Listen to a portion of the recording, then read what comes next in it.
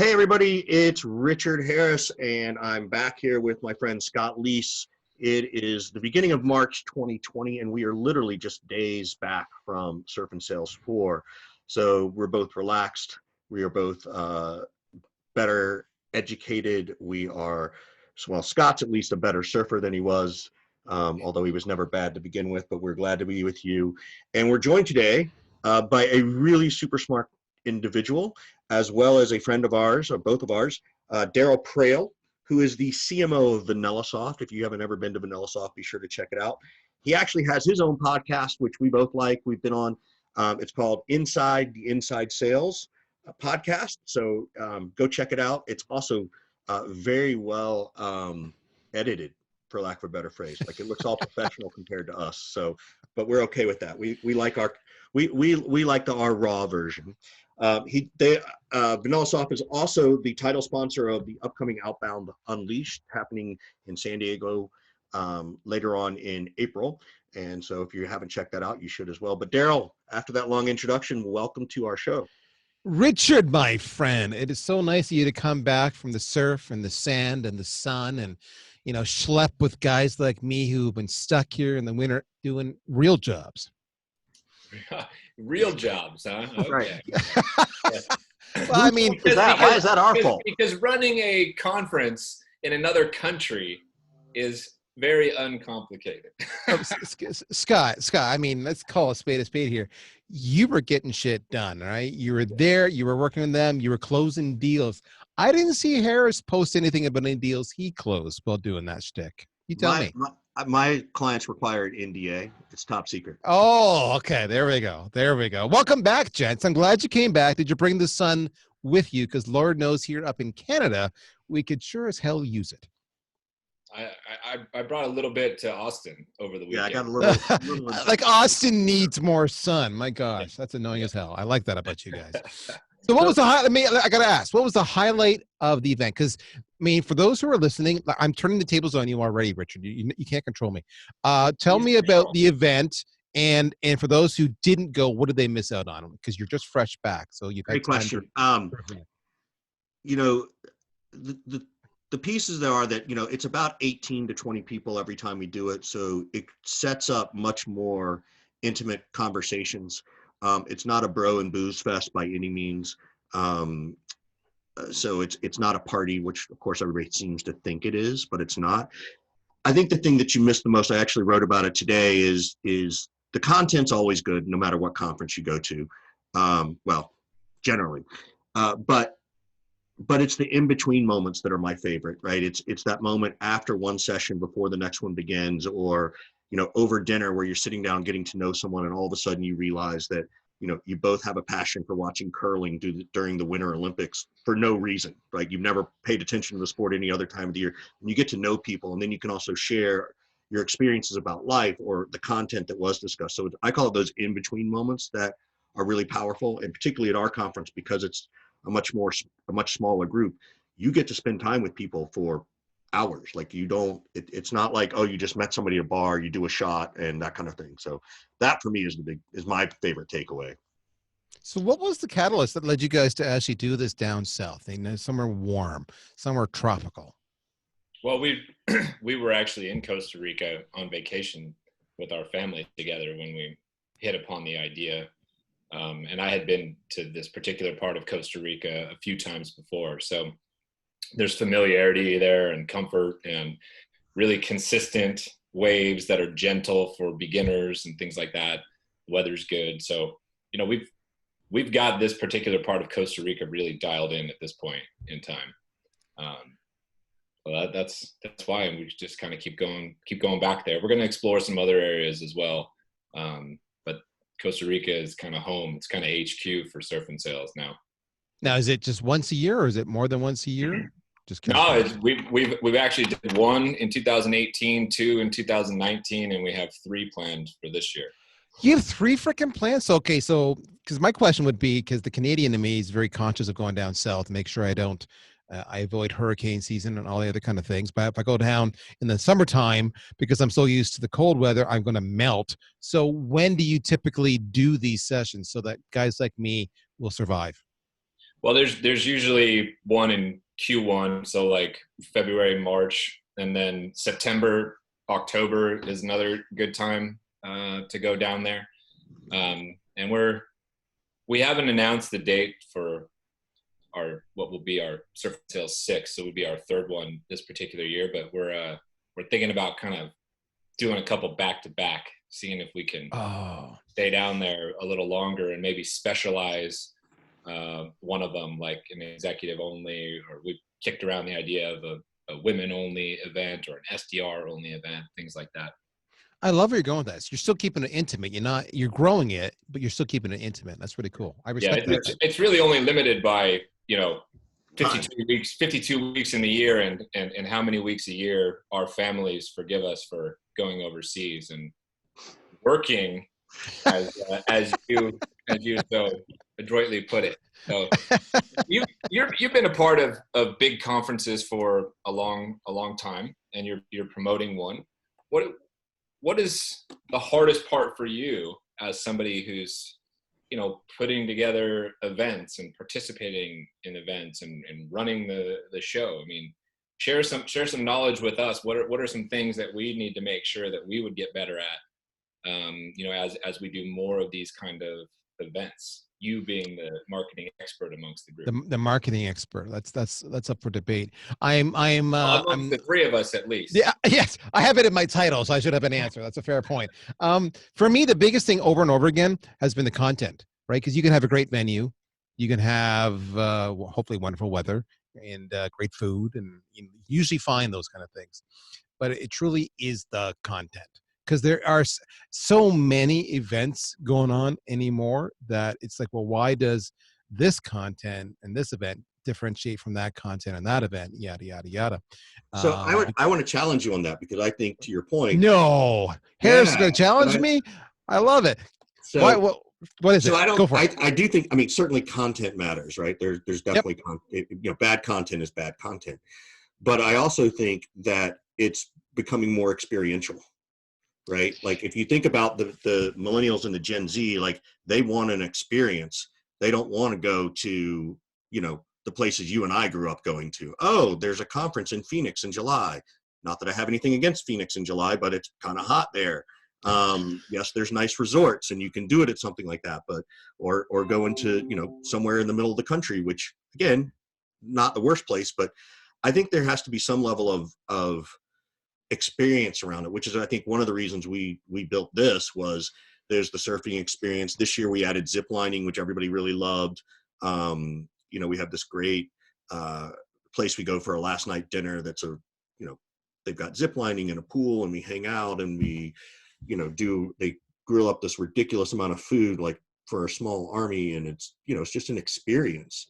And I think, to me, that's the piece that's starting to come through more, as well as the content. Like, it's kind of like, okay, the content's good. Yep, it's good content. Check. But now what's my experience going to be like? So I agree with you to a degree. I think in your case, what you've done a really good job on is taking something that was experiential, and that experiential thing really helps you differentiate from all the other offerings out there. Combined with your size, it's quite intimate, and it's intentionally intimate. So I'm going to get a lot of one-on-one time with my heroes, Scott and Richard. That is really attractive. That is truly the experience, as you said.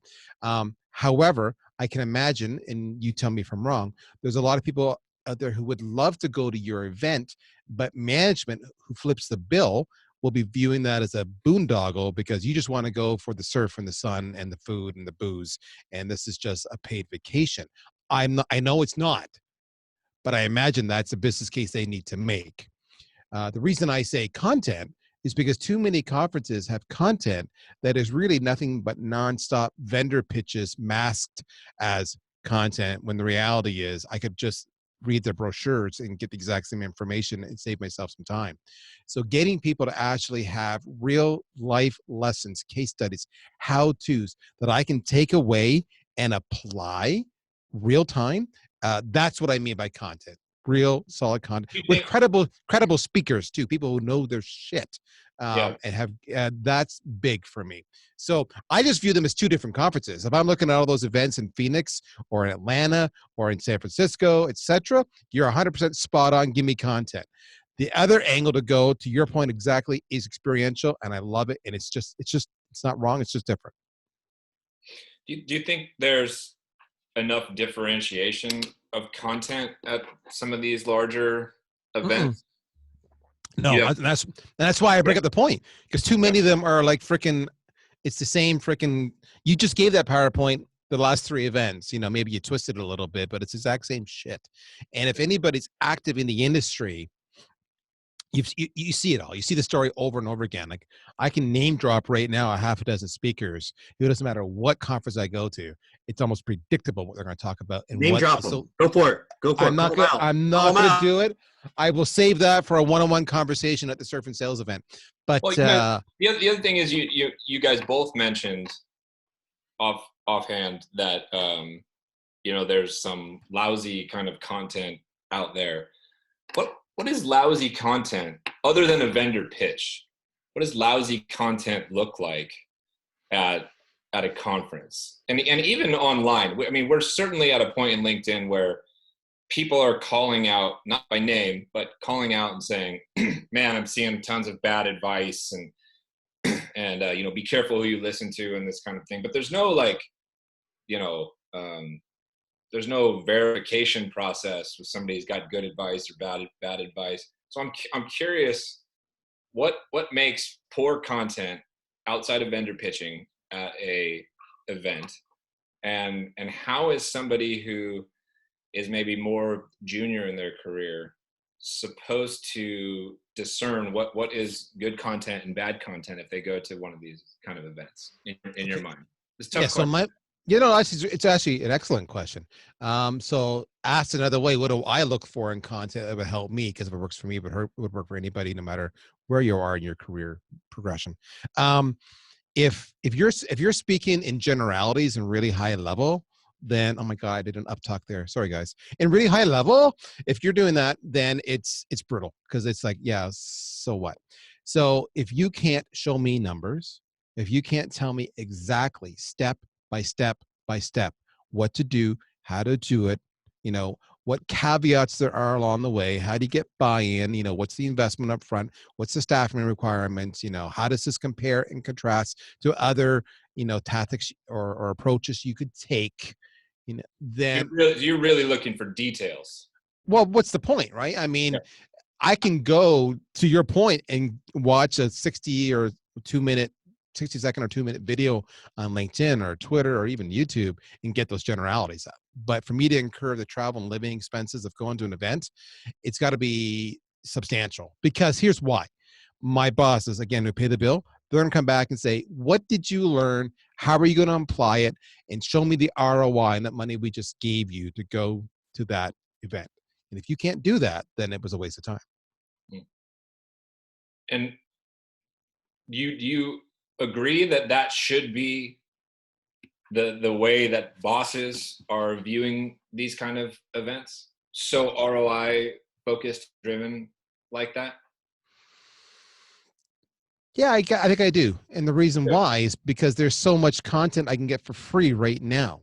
So, what I look at. But doesn't that then mean the content is not really the reason to go to these things if I can get all this content? No, because what I can't get from watching a YouTube video is I can't get a couple things. I can't probe the speaker, say, whoa, stop the horses. How did you do that? Or what am I missing here, right? Because it's a one-way. I can't hear the conversation in the crowd of other people asking those same questions. I can't get the sidebar conversations going on where me and my colleague are talking about what they just said up there. So that's bullshit. Or that's, oh my gosh, I hadn't thought of that. That's not the content. But that is the content. The content sparks that. If it's just a generality, none of that happens, right? So chicken and egg acknowledged, but you got to have good content to spark good conversation. Fair enough. Yeah. I have a question. So, because this is my favorite thing all the time is, what's the ROI, right? And as a marketer, you can probably pitch this better than I can as a salesperson, right? Because you have to pitch what you're hosting, what you're doing. Yep. And the biggest challenge I see is that I don't care what formula you come up with. Nobody believes the R. They only look at the I. right? Steve Jobs could resurrect himself today and come up with the best ROI calculator, and there would still be somebody out in the world that says, no, that's still, I don't believe it. I don't believe it, even though it's Steve Jobs, right? Like, how do you, and maybe this is just advice for us in sales who aren't maybe as well versed at it. How do you pitch the ROI? How do you teach that? Like, that's not a skill that's ever taught to anybody that I know of. No, it's not. In fact, I wish it was, because this is something I've had to learn over the years, because you're right. So for those, again, who are young in their career and don't fully understand, unlike you who are perhaps in a sales role, my job as, head of marketing is I'm responsible for millions of dollars in spend. All the other departments, the only spend they primarily have is on staffing in generality, but I have to spend for trade shows. I have to go to Costa Rica to surf in sales. I have to do all these really, big investments. So I've got a lot of practice of this. When I get people who push back on the I, and you are 100% spot on, then a couple of things have happened wrong. One, I didn't communicate in advance or set the stage properly leading up to the ask. I have to start, this is sales 101. You have to start establishing value early on, understand the pain, understand the goals and objectives, and then offer this up as a possible solution to the pain. So the I is not really an I, because if we do nothing about it, then we still have pain. So walk me through a use case. Walk me through, just from your perspective, right? Like, how do you do that when you say, hey, we're going to go to this conference, right? We've decided to spend money at Sure. Outbound Unleashed. We're the title sponsor. How do you pitch that? Okay, so that's a great example. Let me use an example. So the conference actually is the Outbound conference, not Outbound Unleashed, but it's close, and it's in Atlanta. But that's a really good example. Title sponsor. I went and I said, I want to be. It's in Atlanta, and May 5th to 8th. Oh, they're doing one there too. I didn't know they were going on the road. Oh, cool. No. I think it's a different conference. Outbound conference with Hunter, Anarino, Blunt. Oh, that Outbound. Yes, and Victor Antonio. And but that's a good example. How do I go and say I want to be title sponsor with this price tag versus just a sponsor with a much lower price tag? All right. And so in my case, what I did in that one is I said, well, what is our goal and objective? So I'll set the stage. All right. For those who don't know VanillaSoft, let me make it real simple for you. Never heard of VanillaSoft before? Have you heard of SalesLoft? Have you heard of Outreach? And your answer is going to be, well, yeah. Okay, bam. You've just set the table for me. You've not heard of me, but you have heard of them. Well, damn it. I don't like that. I want you to know about me as much as them. So I will be shortlisted when you do your evaluation for a sales engagement platform. Okay, that's our problem as a company. How do I overcome it? Outbound is an example where I can say they had 18 of the world's, most established speakers with the biggest followers. Hunter's got 220,000. And Tony's got 1 million YouTube followers. And the list goes on. You get the idea, right? So these are people with massive reach. And as title sponsor, I get every single one of I can have access to every single one of those 18 speakers and have them on my podcast and have them on my webinar before the event ever takes place. And those people are going to promote themselves leading up to the webinar, and they're going to tag me and they're going to tag the company. And so I get brand by association that I would never get otherwise. The tier 2, tier 3 sponsors will never get that. So kids, are we in agreement that if we had more visibility and more awareness and more third-party endorsement, that we may get invited to more, deals to contend on? Yes.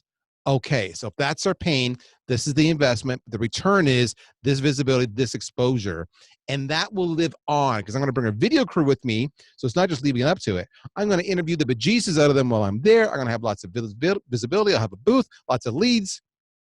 And that content will last for the next 12 to 24 months over and over again due to the YouTube and Google and SEO. Whew. I can't buy that media anywhere else. That's exactly the argument I made. So what was the pain? What's our solution? That's great.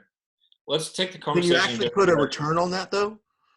Or is there a little bit of faith? No, there's a little bit of both. All right. So theoretically, if we do our job right, we're going to have so many meetings set up in advance, and the folks at Outbound and the other speakers are going to support us that we're going to actually be able to set up enough meetings before the event ever takes place. So how many deals do I need to close to get an ROI? That's pretty simple math. I can figure that out without any hiccups.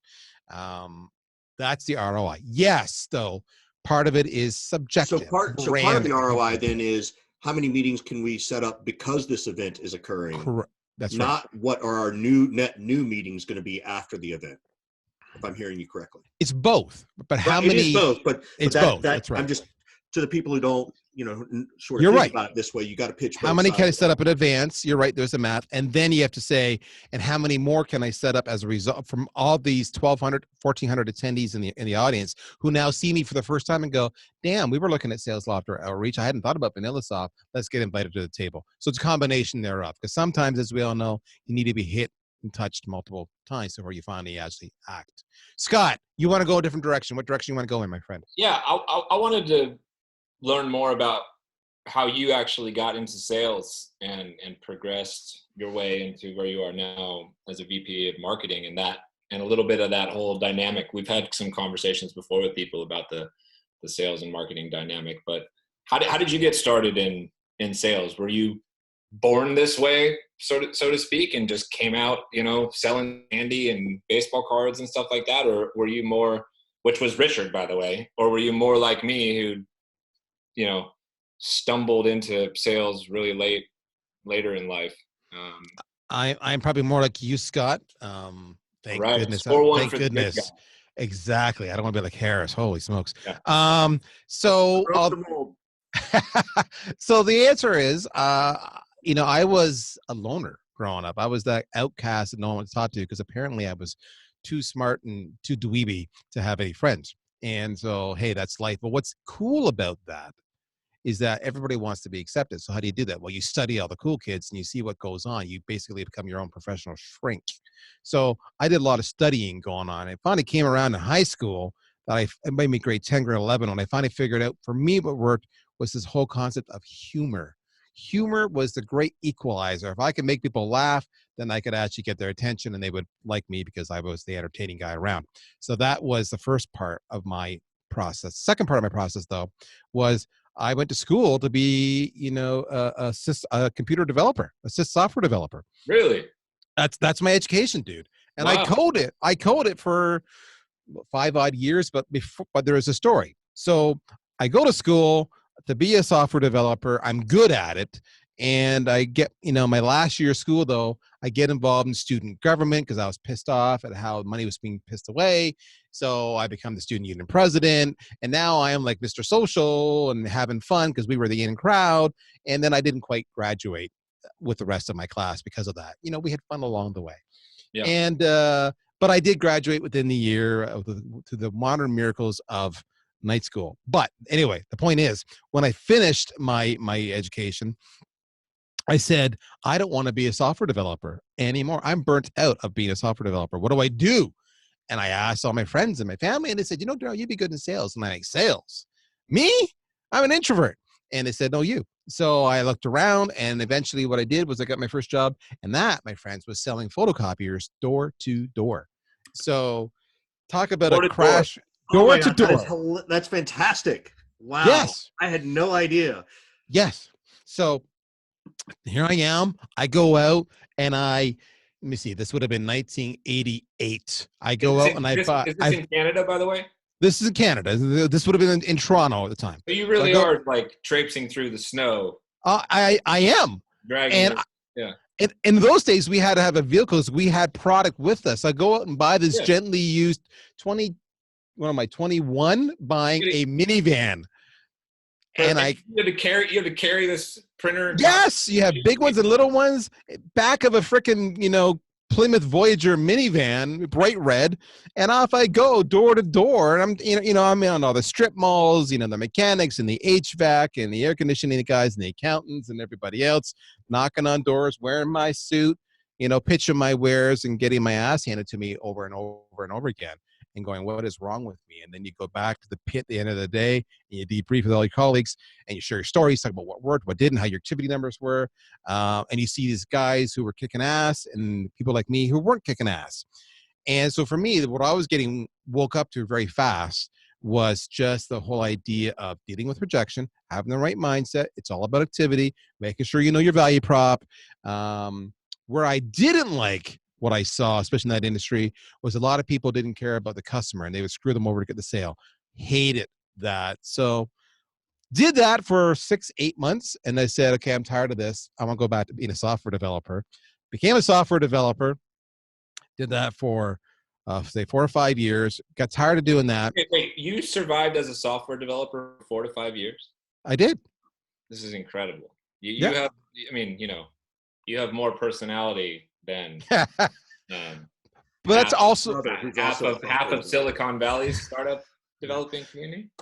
But that's also why I got out of it. I was getting more and more like, ugh, I don't want to be behind this screen all the time. How do I get out of this? And where the hell do I go? They probably kicked you out because you were way too loud for them and talkative. Yeah, in those days I wasn't bad because it was, yeah. On the one point there, I was working for an actuarial firm doing software development. Talk about shoot yourself. So what I ended up doing though, and this is a wonderful transition, was I went to work for a software company who I knew I was an expert in their languages as a sales engineer. Yeah. Right. So now I'm in the sales world. Yeah. But I'm the engineer. I'm the guy who going, whiz bang boom, look at the demo, and sure, I can mock that up for you, and here we go. And you're going to close the deal. And I'm traveling to all these corporate accounts with my sales guy, and this is what we did for a couple of years. Along the way, I went from sales engineer to product management because it was a natural fit because they needed help, to product marketing. Wait, can we sit with the sales engineer bit Sure. for a minute? Because Yeah. not that many people talk about this, and it's actually a role that doesn't even exist in a lot of companies. So You're right. Briefly explain to the audience, like, what does the sales engineer do? And what I'm curious about is, what are the ways that the sales engineer and the AE kind of butt heads? What's that dynamic there? I know some of this, but I just want to hear you. Yeah. All right. So sales engineer, for those who don't know, was really prevalent in the era when it was all full sales cycle, right? So you didn't have the whole split between an SDR/BDR and an AE. That's the first thing you need to know. You're a sales rep. You did it. You killed what you hunted, and away you go. The role of the sales engineer was the sales rep on a software company or even a hardware company would go out to big ass accounts and it would say, I want to sell this custom piece of software that you can do to do, this big project you've got. Maybe you want to do a killer piece of payroll, but you've got to integrate to an AS400 and you got to integrate to an HP 3000 and you got a fax machine because you have multiple systems because you have roll-ups and consolidations and you got to have payroll in all these different countries and blah, blah, blah. So they need to know that your software, your hardware, your platform can actually meet their needs. So a software engineer would go, let me mock it up for you. And I'm going to do you a proof of concept. And I'm going to pull a little bit of data from the AS400 and a little bit of data from the HP 3000 and a little bit of data from the VAX. And I'm going to then show you different taxes. And it's just, it's a mock-up. It's a proof of concept. Maybe we charge you for it. Often we don't. And because it's a big ass deal, that's a cost of sale. And then I go and show it to you in a week or two's time and say, ta-da, there you go. See, it works. We're good. And they go, wow, that looks fantastic. And the sales rep goes, now that we've proven it, can we talk seats and licenses and hardware and maintenance and all the other wonderful stuff? That's the role of the sales engineer, was to prove that what claims the sales rep was making about their product were real. Claims the sales rep is making on the product is. And it sounds like you don't believe the sales reps were telling the truth, Darryl. And Scott's second question was, what was the biggest conflict? You hit it. That's the conflict, right? That's the conflict right there. Line or outright embellishment. Yes. They would, can you do this? Yes. Can you do this? Yes. It was always yes. And then we would leave the meetings because in those days we didn't have, the internet yet, really. We weren't doing face-to-face and Zoom. We were face-to-face on site. And they would turn to you and go, we can do that, right? And I would go, not really. Yeah. Right? Yeah. And over and over again, I would be saving their asses and bailing them out. And I would do well, I know Johnny said we could do this and he was right. But what Johnny didn't know was there's this little angle, but that's okay. Because there's still a way we can do it. And it's of course, now that's where the messaging came in as a sales engineer, was you had to make Johnny, the sales rep, look like he was really smart and had their back. Well, you basically said, Johnny doesn't know shit. Let me show you how it really works. Yeah. Do you think that the embellishment era is over or in the process of ending, or neither? I think it has subdued. I don't think it'll ever end. What's changed now versus then is just the proliferation of social media and social proof and review sites Yeah. that can quickly Checks and call balances all over the checks and place. balances. Yeah. You nailed it. That didn't exist back then. Back then, if I wanted to actually see if it was factual, I had to call up and, a prospect would have to call one or two or three of my customers. And the only way they would really know those names is if I gave them to them, which means in the meantime, I've already told the customer what to say to the prospect. So the checks and balances are very different now. Do you think though, particularly with the proliferation of inside sales, right, and this capability of Zoom and things like that, and a younger, more tech savvy generation, do you feel like the sales reps are getting smarter though? Like they actually do take a minute to try and understand the tech side of things a little bit more, right? Like even at VanillaSoft, right? Do you think that, I feel like that's happening. Like I feel like there's a natural interest or curiosity. Well, how does that work? So next time it comes up, I can explain it. Not to say they want to take away a sales engineer's capabilities, but do you see the reps at least making some attempts to getting smarter? To become more technical. Yeah. So the answer is yes, but it's also kind of a chicken and egg thing here as well. So yes, they are more technical and they are making an attempt. However, what we also have now is we have people like, Richard Harris and Scott Leese, who are killer sales trainers and coaches and mentors who are actively out there on social media, on video, one-on-one sessions that didn't really exist back then. We have sales enablement tools that are all about the training and the messaging. We have built-in scripting tools and objection handling tools right within the sales engagement platforms. So where they were weak before, we've systemized ways to overcome their weakness and made more available to them. So it's a little bit of both. Yes, they're more technical because it's also a more tech savvy generation. The millennials are way more tech savvy than the Gen Xers, as an example. Yeah. So that's sort of what I was wondering. Yeah, it absolutely is definitely the case. But yes, there's still a lot of bullshit that goes on. And what's crazy now, as a marketer, for me, as it relates to that bullshit factor, is that I'm constantly going to my support leaders in my company and my success leaders in my company and my salespeople at the companies saying, you can't bullshit these people anywhere along the way because it's all about customer experience. And if at any step of the way you bullshit them and they get PO'd at us, they're going to go to Glassdoor or they're going to go to G2 or Capterra or Trust Radius or Google, and they're going to say, we suck. And that's going to affect my ability to close future business. So not just your ability, all of your colleagues. Yes. Ability as well. And that's right. In theory, the employment of everybody in the particular company. Yeah, you nailed it. So we are all we've never been so tied to the hip by each other's success or failures because of that. So yeah, customer, I am all over that. We're way back when I was young in my career. That was, I don't think I ever talked to anybody in marketing, and the word customer experience never came up. So did you ever, sort of going back to your experience, so did you ever move from sales engineer to a quota carrying sales rep, or? In fact, not have I been a quota carrying sales rep. I've actually been ultimately a VP of sales twice. So yes, I carried a bag. Yes, I worked the phones. Yes, I did. I was both, if you will, in modern nomenclature and SDR, working on the inside sales, as well as an account executive. So I did do that. I was okay at it. I would never suggest that was my sweet spot. There's a reason I'm in marketing now. I'm better at marketing than I was at sales. But candidly, there's an element of DNA, I think, that you have to be wired for it. And I don't think I was. And let me explain what I mean. The DNA means you have to get excited. I got a quota. Damn it. What do I got to do to tackle that wall and kick that ass? And here we go. And yes, I'm down. And yes, I need more numbers, but I'm going to do it. I'm wired that way. For me, I hated the quota. I'm just being full disclosure here. And that was years of carrying one, because this would be like what would happen. It'd be the end of the week, or end of the month, or end of the quarter. I'll use the quarter example. Woo! End of the quarter, day 90 in the quarter. Done. We hit our number yesterday. Woo! Thank freaking God. High five. Let's go drinking. Okay, done. Woo! See you tomorrow, boys. Come back the next day. Okay, it's 24 hours later, and my quota starts all over again. Yeah, I always said, sweet. The next 12 hours are going to be amazing. Yes. And I hated that. I hated that. I was like, shoot me. Can I have a couple days, please? So yeah, the only way you can kind of manufacture that is if the quarter or the month ends on a Friday and you've got a Saturday. it's true. It's True. You nailed it. Yeah. Yeah. There's no time to relax or soak up the W. So how did you manage? So how did you go to marketing then?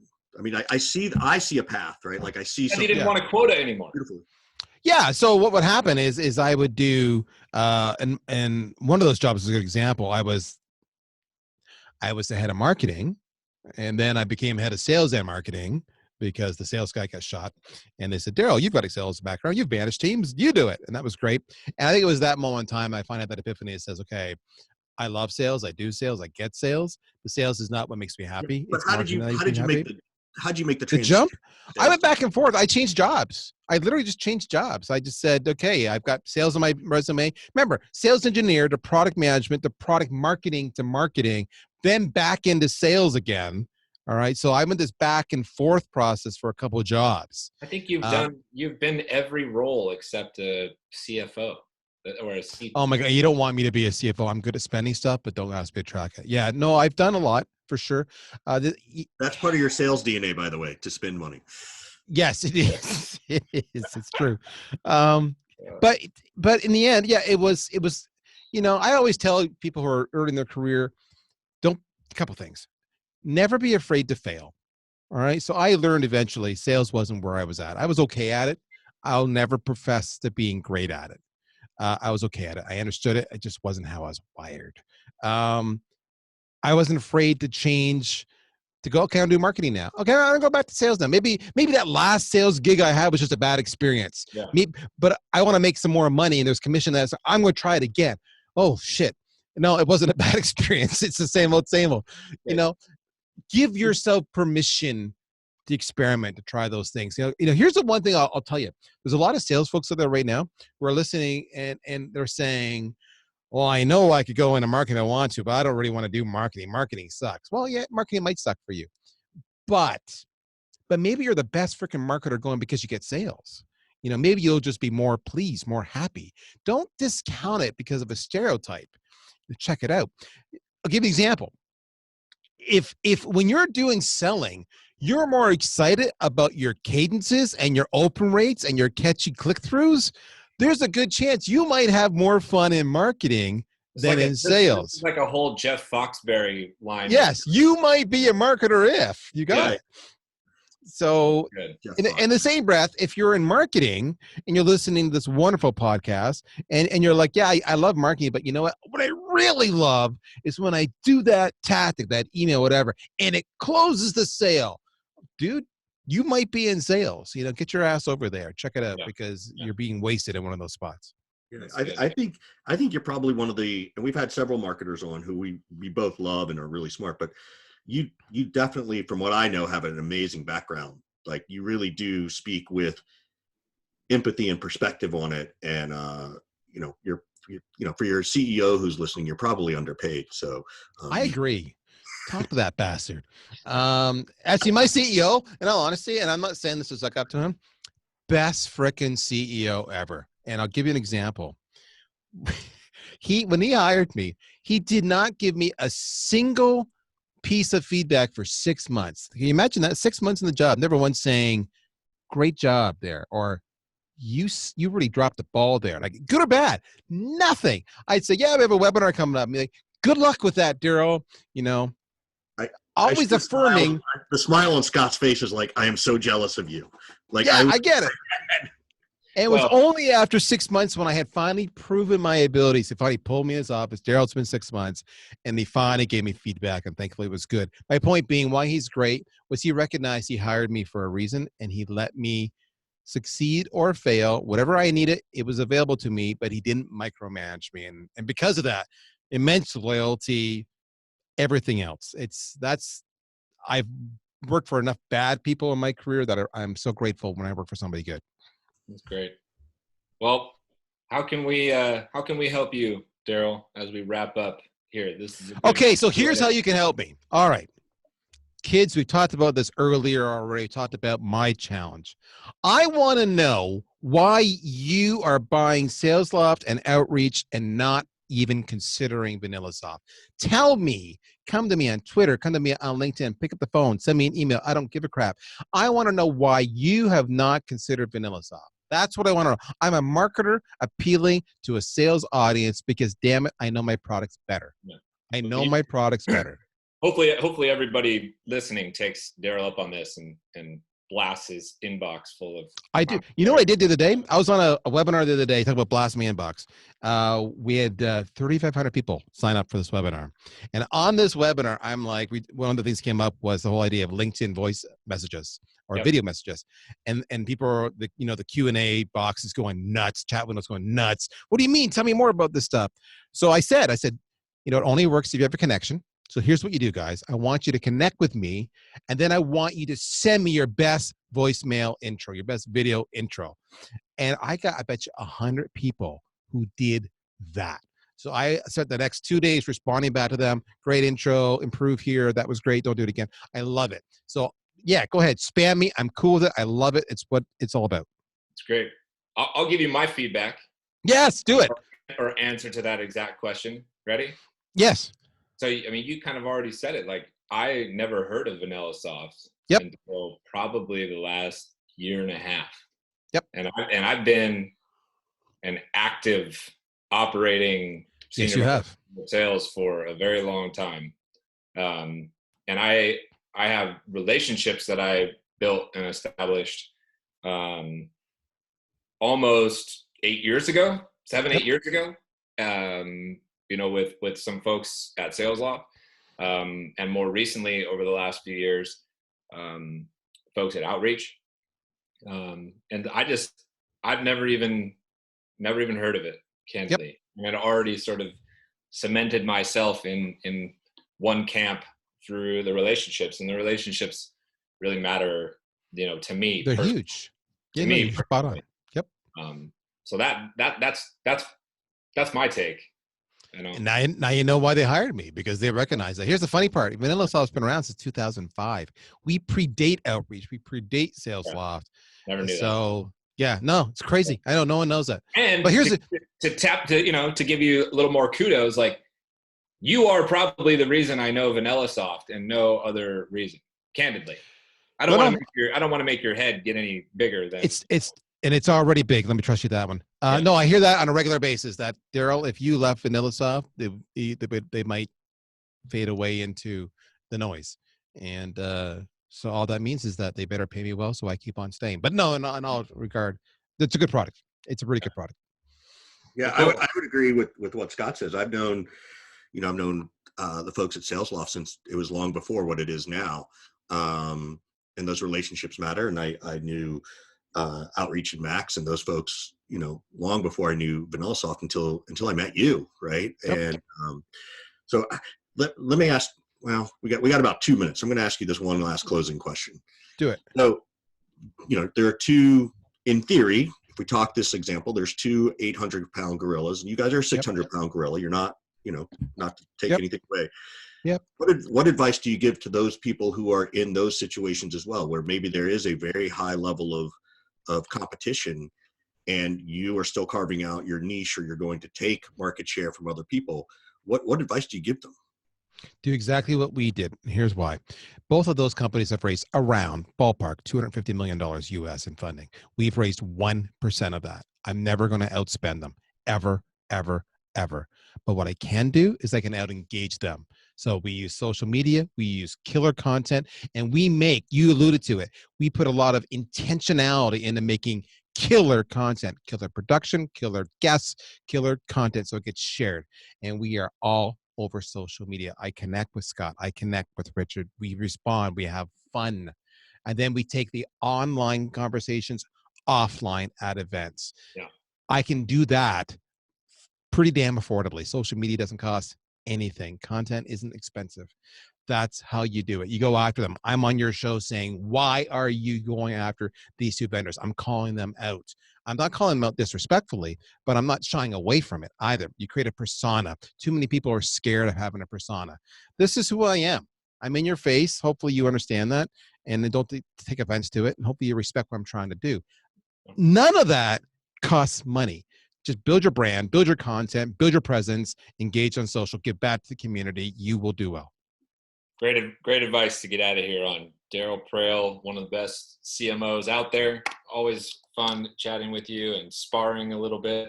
I really appreciate the time that you spent with us, and stay in touch. Let us know what we can do to help you, and hopefully we can get you down to Costa Rica or Mexico or Nicaragua or wherever the hell we end up next.